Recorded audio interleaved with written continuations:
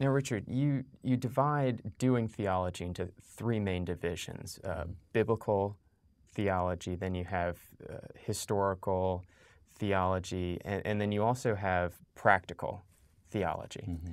Now, doesn't it seem like biblical theology should be the premier, the primary one, and then the other two undergird and help us to understand, but still are secondary? Yeah, what value do they have? Yeah.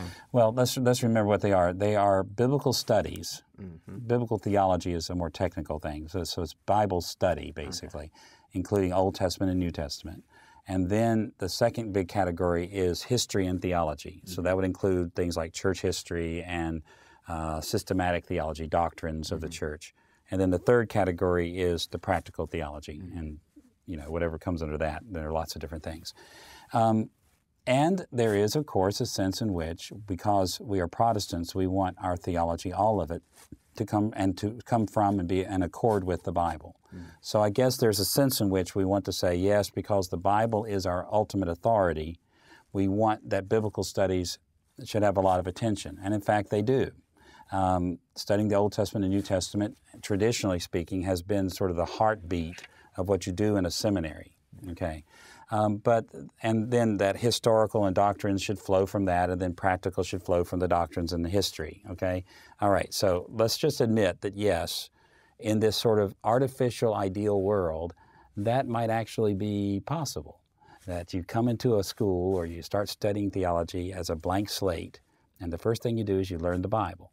And then the next thing you do is you learn some church history and theology, and then the next thing you do is you learn how to apply it. Now, that's a sort of blank slate approach. In fact, I was involved in a seminary where they had revised their whole curriculum to be just like that the first year was Bible only, second year was theology and church history only, and the third year was practical studies only, because they had that kind of Cartesian building model, one block on top of another on top of another. So let me ask you, what's wrong with that approach? Nobody comes as a blank slate. That's right, exactly. Everybody, before they ever start studying the Bible, is already come with a lot of practical Christianity and a lot of tradition and a lot of history and doctrine, whether they realize it or not, right? I mean, if you were brought up in the West, you've got all kinds of theological doctrines floating around in your brain because you grew up in the West, or if you grew up somewhere else, you got another set of them. And if you've been a Christian for more than a day or two, you've got all kinds of practical theology going on in you. And if you were brought up in the church, then you've got a ton of practical theology in you. And all of that is not simply derived from the Bible studies that you're doing, the biblical studies department, as it were, but it rather feeds into it. And so, and this was my objection when this curriculum was brought up. I said, people don't learn this way. They don't learn, let's just get the Bible straight, and then let's move to theology and history, and then let's move to practicality. Nobody does that. And to have a curriculum integrate all three of these along the way so they kind of bounce off each other constantly is very important too, because it reflects the way we actually live. I mean, does anybody study car mechanics without ever having seen a car? Usually not, okay? Yeah. They usually have experienced cars in many ways before, and they had all these presuppositions that they bring to the study of the car. And the same kind of thing is true with the Bible. We have all these things that we have practiced and believed. Are they all bad or are they all good? Those things that we practiced and believed that we bring to the Bible. Yes. Yes, that's right. That's right. Some are bad and some are good, and they're all kind of bad and they're all kind of good, probably, some way or another. And so it's not as if we should walk into this formal study of theology and now let's just get rid of everything we've ever believed so we can really get it the way it actually is from the Bible. But rather we've got to bring what God has given, because some of the things that we learn from practical experience and from history of the church and doctrines and things, they're gifts from God.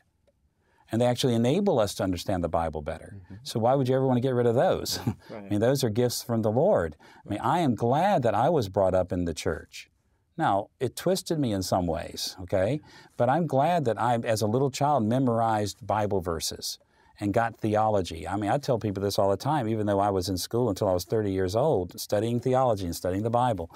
I can tell you quite frankly that I learned much more about the Bible from my childhood Sunday school, from my vacation Bible school days, than I've ever learned studying as an adult. I mean, much more. And all of that background work that I did in my church and practical Christian living, as well as, this is what we believe in our church, these are our doctrines, all those things equipped me to do what I do now, which is biblical studies primarily. And so it's not bad, it's good. So yes, there's a sense in which we do want to give priority to the Bible department or biblical studies areas, but we must never allow ourselves to be fooled into thinking that we simply derive the others from that. These all integrate with each other. We've already talked about that, webs of multiple reciprocities, okay? And these three are webs of multiple reciprocities too. And so when you study theology, it's good always to sort of be moving from one to the other and never allowing one to have utter priority over the others.